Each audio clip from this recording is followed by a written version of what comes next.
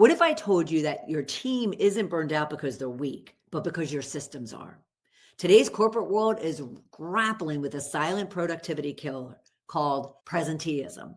Are you familiar with it? As a leader, you have to be. Simply, your people are showing up, but they've already checked out, and it's costing your business more than you think. From overwhelmed working parents to team members quietly battling burnout, mental overload isn't a personal failure. It's a systematic leadership blind spot. When we expect peak performance without flexibility, empathy, or support, presenteeism becomes the norm, and innovation, retention, and morale take the hit.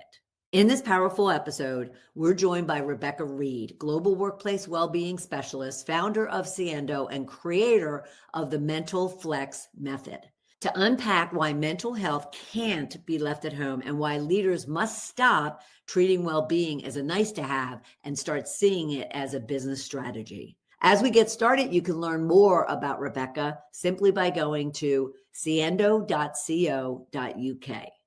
Welcome to Shedding the Corporate Bitch, the podcast that transforms today's managers into tomorrow's powerhouse leaders. Your host, Bernadette Boas, executive coach and author, brings you into a world where the corporate grind meets personal growth and success in each and every episode. Let's do this. Rebecca, welcome. How are you? Hello, so good to be here. I am so thrilled you are here. I'm really excited about this topic, actually very intrigued around presenteeism and whether or not even our listeners and viewers are very aware of it, and yet they need to be. So we'll get into all that. But before we do, could you help our viewers and listeners to get to know Rebecca? Yeah, I love that. So from a personal point of view, I live in the UK. And I have a little boy who's nearly 3.5 now. So as you can imagine, I'm exhausted. But just a very lovely life in England. From a business point of view, I run a wellbeing company called Siendo, and I kind of got into that from personally because I went on this big well-being journey around myself and my own mental health and learning about how just what my triggers were and why I was 20 years old and throwing grenades into my life left, right and center. And it was just a really fascinating journey. And I fell in love with the area and I saw the implications of people with everything around me. And I just knew it was something I had to do then. So birthed Siendo. That is fabulous. And yes, everyone, I want to remind you, you can check out more about what Rebecca does, even as we get into this conversation at siendo.co.uk. I fumbled on the word a number of times before we got on the program, but could you help our viewers and listeners understand what presenteeism is? Okay, so I always describe it like the cousin of absenteeism. So you've got absenteeism, obviously, where people are off work because they're sick for whatever reason. And then you've got presenteeism, where people are still showing up to work, but it's bums on seats, but nobody's home. So the productivity is lower, whether it's because they're going through something personally, they might be going through physical pain, mental pain, they might be just disengaged because the work is fulfilling enough. There's a multitude of reasons, but it's that disengagement, that low productivity, that means even though they're there, they're not actually doing much for whatever reason that being. Now, you said it's a cousin of absenteeism, but is it actually more cost prohibitive to have people at work not producing than it is if they were to acknowledge that they're sick and they stay home? Yeah, really good question. So, so for UK, for example, in the UK, the cost of poor mental health is 51 billion a year, right? And within this 51 billion, you've got 24 of that billion is from presenteeism. So nearly half of it is from that cost. And then the rest of it is split between absenteeism and staff turnover. So it's not even half absenteeism, half presenteeism. So you've got a massive amount. And if you go to the US, then you've got, with absenteeism, they reckon it's $150 per employee per day. per year, $150 per employee per year from just being off work, versus $1,500 per employee per year for presenteeism. 10 times more. 10 times more. Wow. And how aware and how attentive are leaders up and down the food chain, meaning from the top of the C-suite all the way down to new hire managers? How aware are they of this? I would say it's mixed from my experience so far. And I do think there'll be elements in that, whether actually, we're not assuming that sometimes it's the leaders and the managers who are disengaged. Sometimes it's especially if you've got what's like commonly referred to as accidental managers, where often the promotional ladder takes them into management roles, but they're not actually prepared for it. They're not trained for management roles, and nor sometimes they don't even want to manage. They were loving what they were doing. They wanted a pay raise. They wanted to continue progressing. And so the next step was managing people. And managing people is hard, right? Like you experienced it, it's just difficult. And so if you're not trained to do it, if you're not enjoying it, then as a manager and as a leader, then you're going to be disengaged as well. Right. And so there's so many different layers involved. Yes. And I would love to kind of understand, or at least have our listeners and viewers acknowledge to themselves, are you one of those accidental managers, or do you know of accidental managers in your workspace who you started paying attention to them, right? Maybe they would see that they are struggling with presenteeism and therefore be able to somehow get it addressed. Is that a fair question to be asking? Yeah, I think there's a lot of power that can come from a company taking responsibility around, if we're going to put people into management positions, we need to give them the tools to do that. And some of my best clients are those that set up leadership programs, that do succession planning and think, right, what do we want our future leaders to be like? And they prepare them before they even get into the role. That's incredible. And so if you're putting the groundwork in so that the managers are capable and able, and equally, maybe they don't want to be managers, but they still need a promotion, and that's okay. So are there other routes within a company that people can take where they get more responsibility, they get more involved, they get higher wages, but they don't have to take on people as a result of that? Yeah. Well, you talked about the fact that this is caused by burnout, it's caused by work overload, it's caused by anxiety, it's caused by a number of things. How many of the managers that you're aware of would acknowledge that? Because they might see that their pride could get in the way, and they may see that as a ding to them, that if they acknowledge these things, they're going to be, and they'll be revamped possibly as a result of them acknowledging to someone that they are burned out, they are overloaded, they are stressed and anxious. Is that an issue? It's a real fear. What they found, so they did a whole host of different surveys around, if you were struggling with your mental health, would you tell your manager the real reason why? And they found, and there's a range of different surveys, and they found answers between about 65 to 95% of people wouldn't tell their manager if they were struggling from a mental health perspective. They were more likely to say that they were struggling from a physical health perspective. So they would say, oh, it's my back, I've got a headache, I've got upset stomach, rather than actually go, I'm struggling, I'm burnt out. Especially if the culture is built around not showing weakness. Right.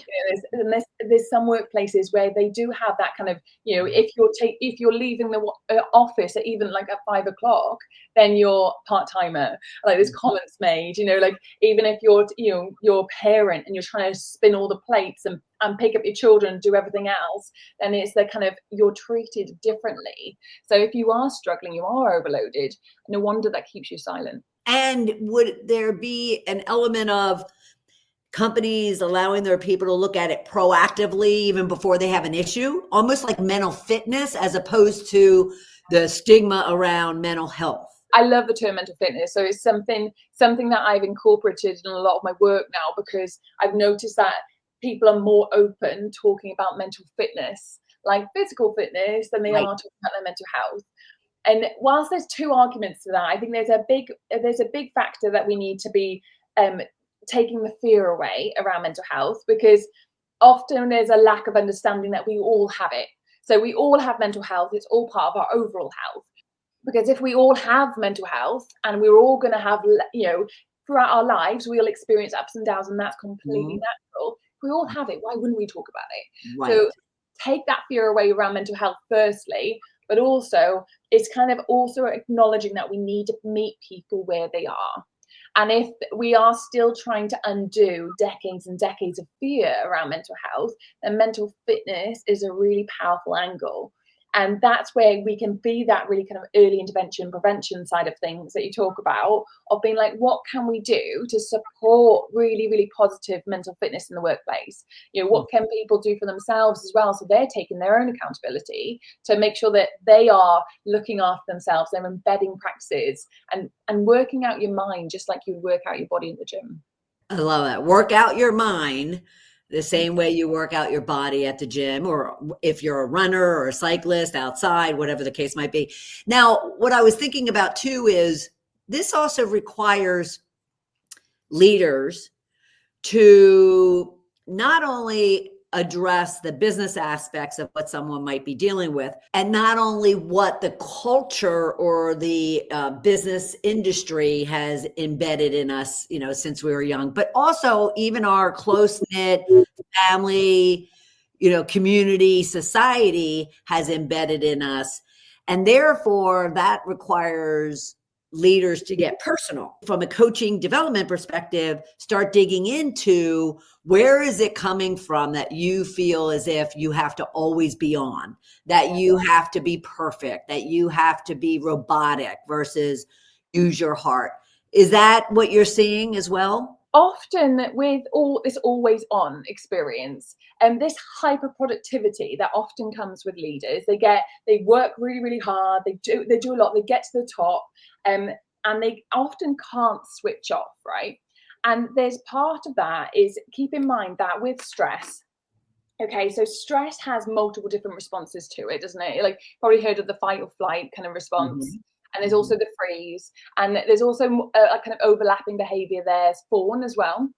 Now, flight, I can talk about all of them, but fight is one of the ones we see a lot within managers, leaders, high performers. And fight is not just what we typically know as shouting, arguing, controlling, things like that. But actually a massive part of a fight response is hyperproductivity. And so what you get is that you will have someone who has learned through years and years and years that if I keep going, keep working harder, keep doing this, keep solving one more problem, fix one more thing, answer one more email, I'll be safe, I'll be okay. And so they keep going and keep going and keep going. And what happens is that they hear all this stuff around, you need to relax, you need to just chill, or why don't you go and meditate and everything will be fine. And they can't, right? Because they're wired. And I always think, someone in a fight response, they have wired their brain over years and years and years of doing this, that they've wired this response that their brain has learned. If I slow down, I'm in danger. If I stop, that can equal death. Like, that's what your brain learns, right? And so then you're telling someone to slow down and, chill and all this stuff that's not useful. And it's like they're going 90 miles per hour and you're trying to get them to slam on the handbrake. And so when they try and meditate, they try and relax, they try and work a little less, their body and their brain and nervous system's resisting because they don't feel safe. It's a learned response. And so, I think that everything across the board, like those who coach like yourself, like everyone in the workplace, I think the first and foremost most important thing is we need to really create more safety. Like, if we've got safety there, if as everyone in an individual point of view, if we can create more safety in our nervous system, like if we can regulate ourselves, like I know fight is one of my default, right? So I got so interested in it because I remember like years and years ago saying to my husband, like before I knew any of this, I remember saying to him, like, I don't know how to slow down. Like, you don't understand. Like, I can't slow down. Yeah, exactly. I can see that. I was there as well. Yeah, you're like, I can't do it.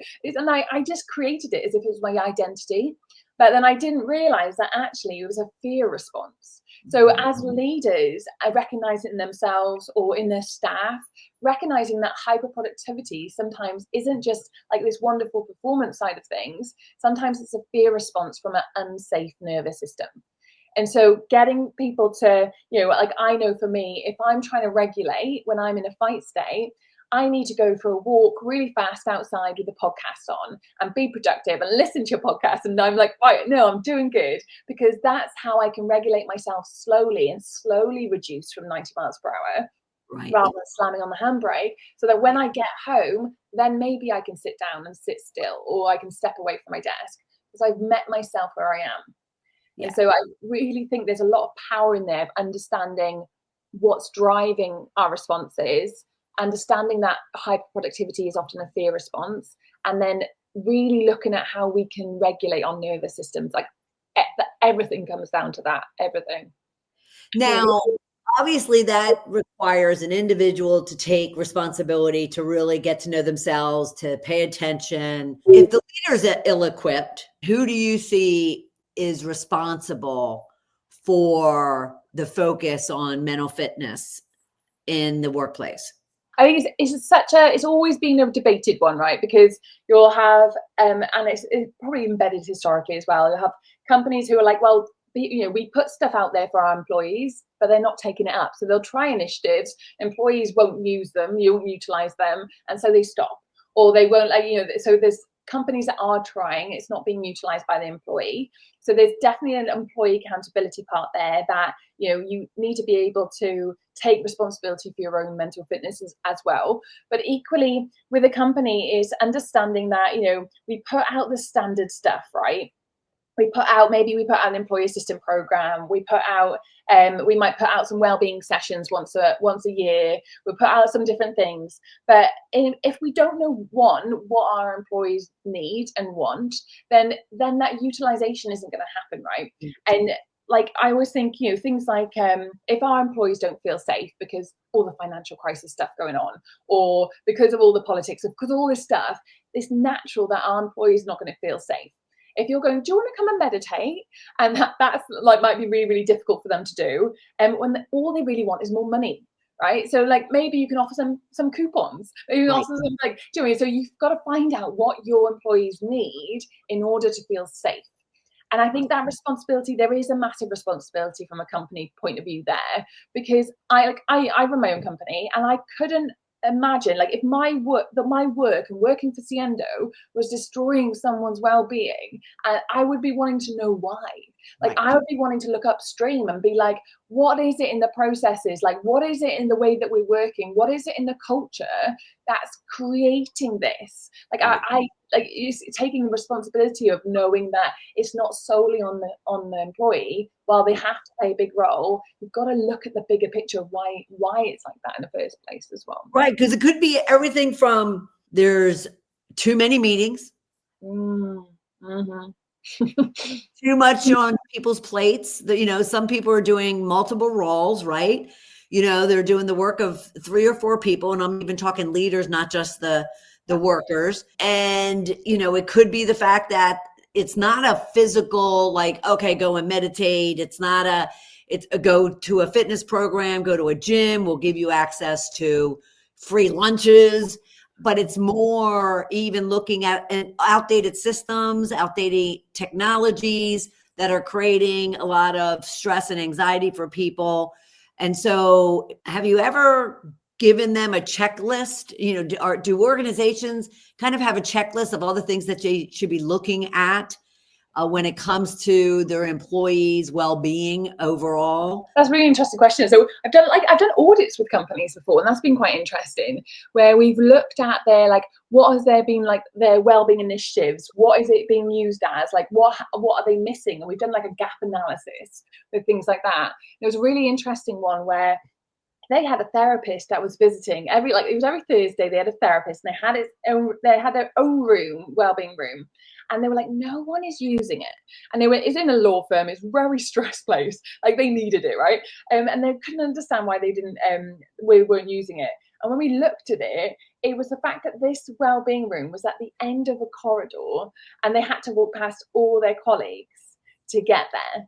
And so they weren't willing to do that because there was only one place they were obviously going. Right. And so it was not, so it was, you could look at, okay, what do we need? And I think a checklist is such a powerful idea of being like, have you thought about these angles? Have you thought about employee engagement from these angles? And always having like a blueprint. What are the reasonings that employees are given beyond the fact that they have to walk down a hallway? What are the other reasons why they're not taking advantage of it? I think mixture. So I think one of the things is that when you get into a state of burnout, there's 3 core characteristics that often come from it. It's not just exhaustion, which is often what we think of when we think of burnout, but you've got a real kind of lack of engagement and cynicism that comes from burnout.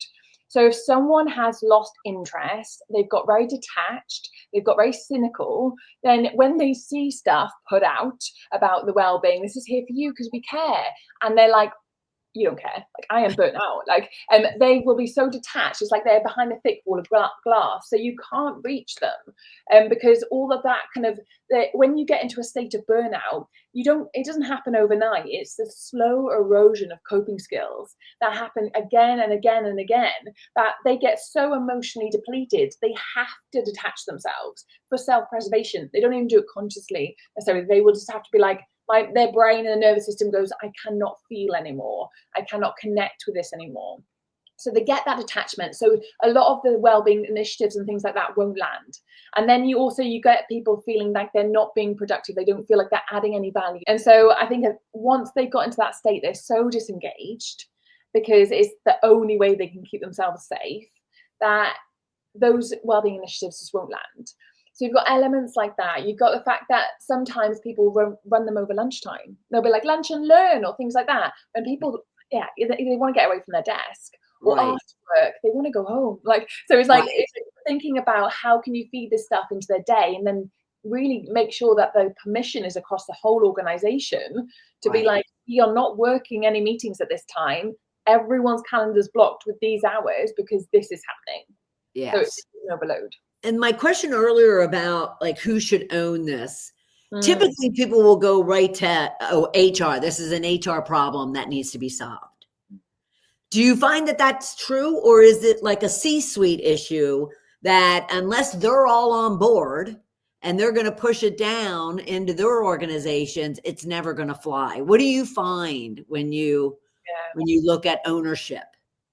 It's so difficult, I say, because HR often falls to the feet of HR.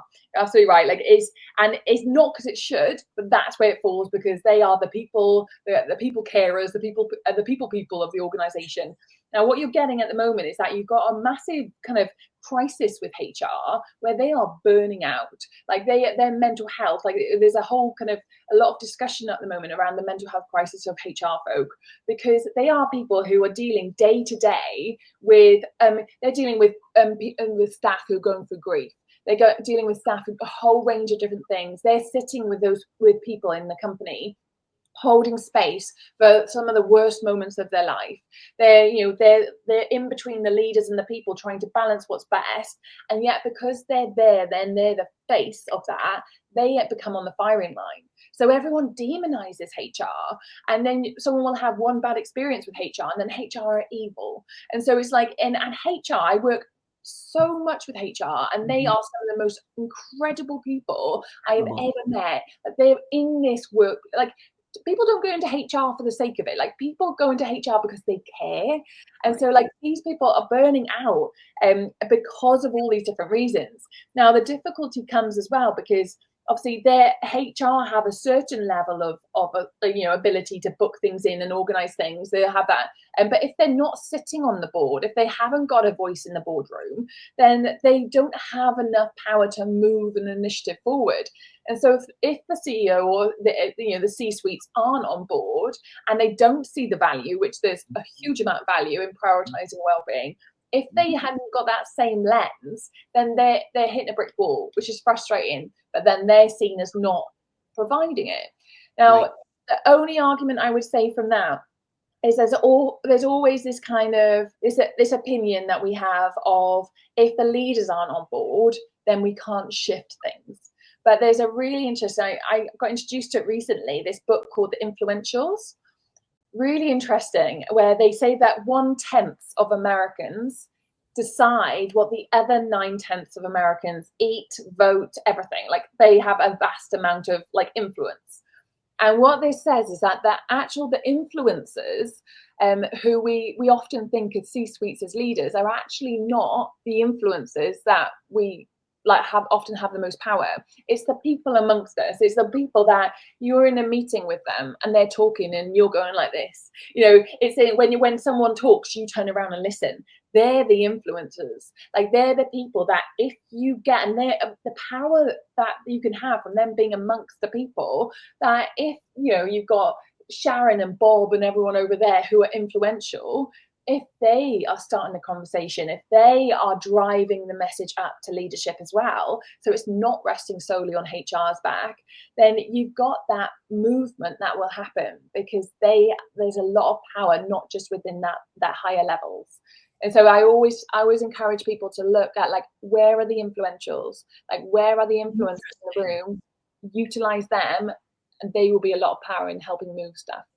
Interesting. So it would be valuable for HR to go and seek kind of a committee of those individuals along with them. If we have listeners and viewers and their teams who are struggling with this, struggling with burnout, struggling with mental health, struggling with overall stress and anxiety, what would be one strategy or tip you would want to provide them to be able to then leave this conversation and start chipping away at it? One small step at a time can lead to big results. What would that be? Yeah, I love that. The biggest thing I would say is everything starts with safety. Everything, right? If the more we can do to regulate our nervous system and calm our safety, and by that, it sounds like technobabble, but by that I mean, like, if you are in a state of fight, flight, whatever you're in, you can't work properly, you can't produce properly, you can't function properly, because you're in a heightened state.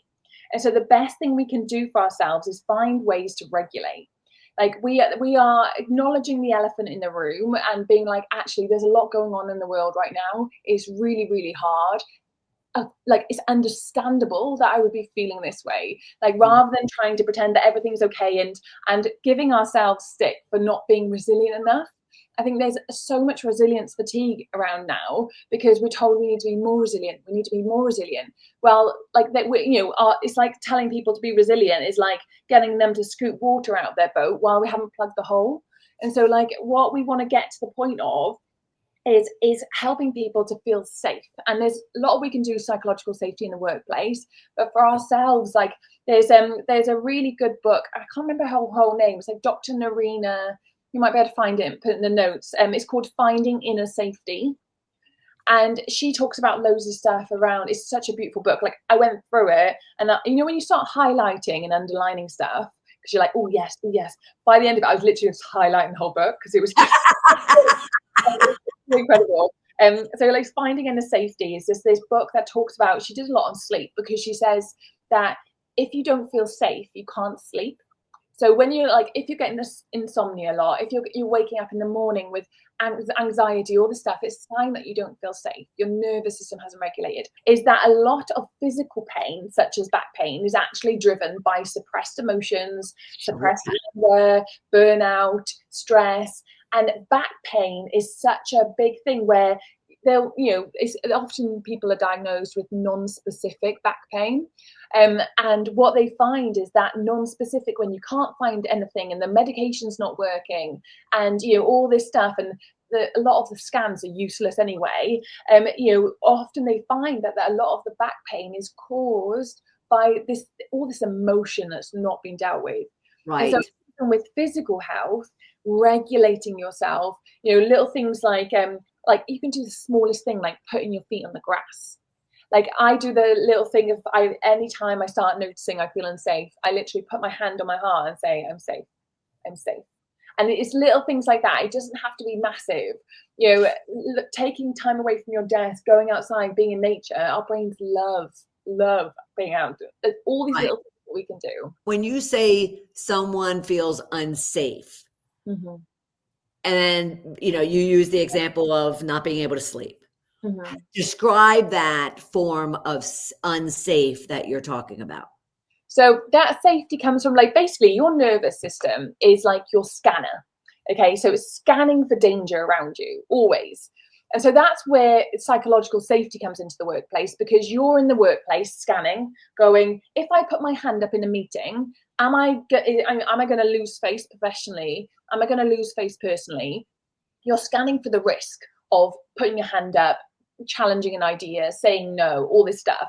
And if your nervous system scans and goes, no, the risk is too high, like, no, the reward isn't high enough, then you will keep your hand down, or you won't say anything. You won't say that you're struggling. You won't say that you're burning out. So our scanner is responsible for whether we feel psychologically safe in the workplace.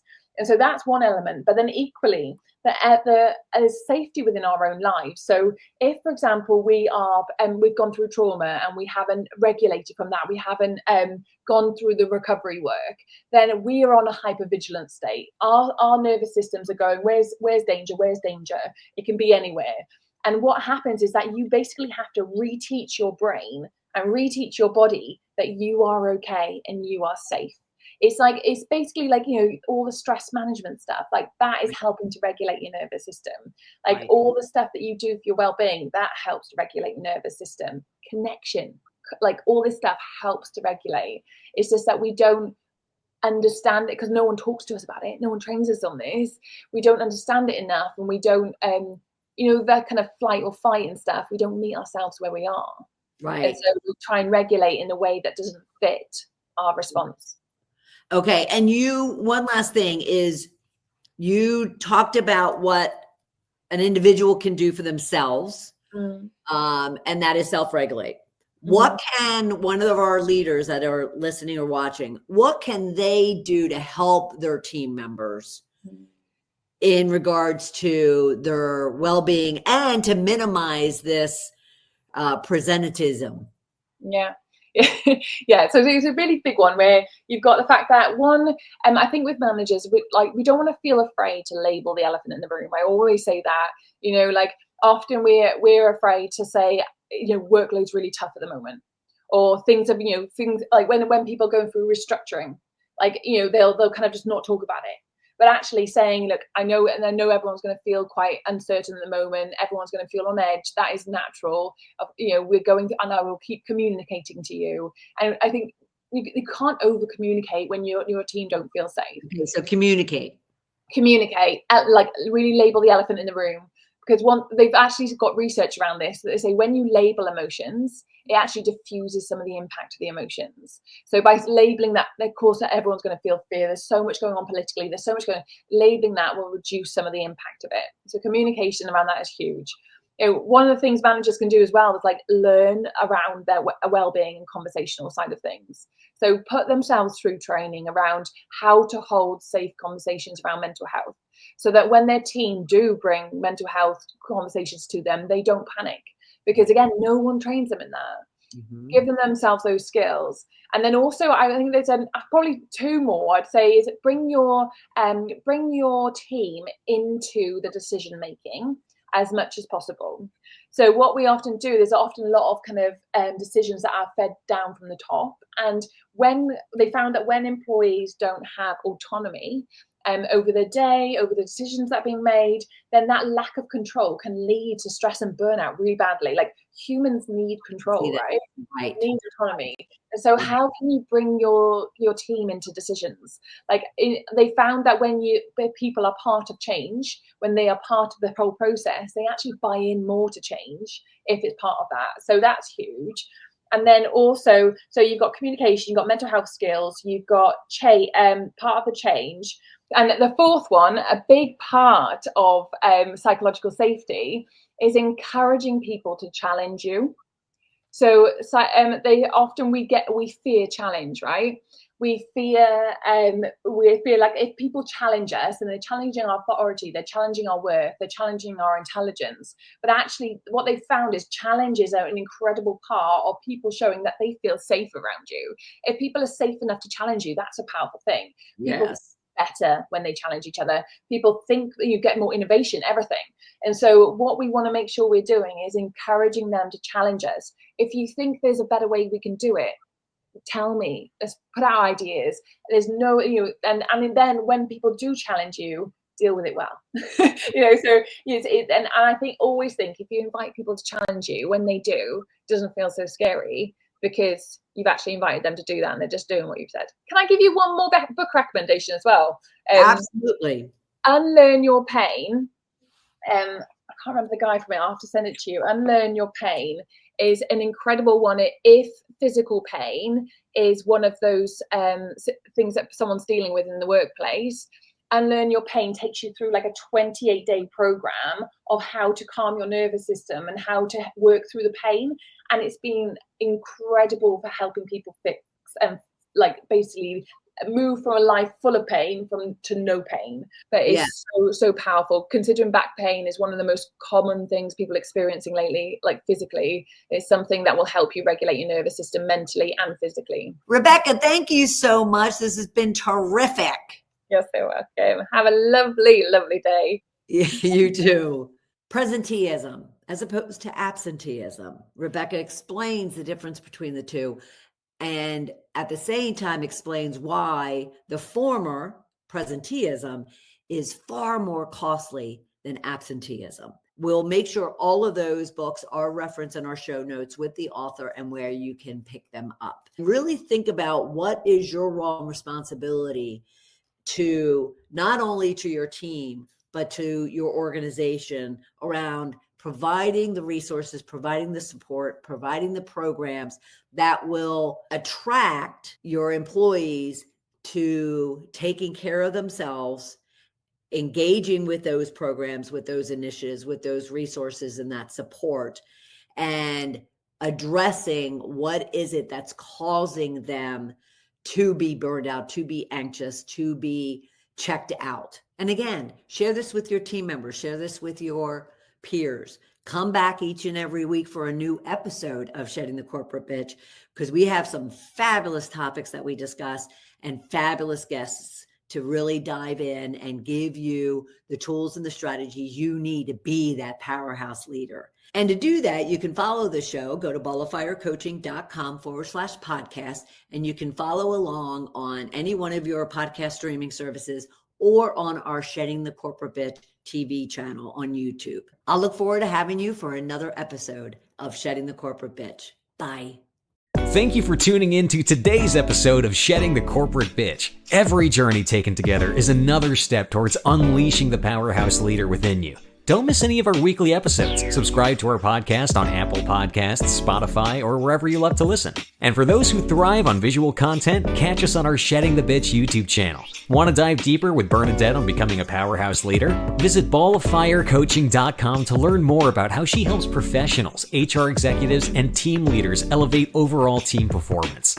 You've been listening to Shedding the Corporate Bitch with Bernadette Boas. Until next time, keep shedding, keep growing, and keep leading.